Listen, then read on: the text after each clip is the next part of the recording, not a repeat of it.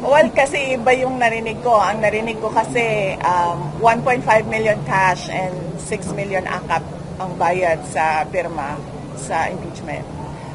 So, baka iba pa Yun yung... yung sinabi niya, recent lang sa interview Baka, sa One News. baka iba pa yung conditional release, no? So, in addition pa yun doon sa mga natanggap noong mga nagpirma. And totoo din naman yun, public record din na makikita ninyo na yung mga hindi pumirma, zero talaga yung budget para sa kanila. But more than that, alam nyo, hindi dapat nagkakaroon ng budget ang mga congressman kasi that is pork barrel.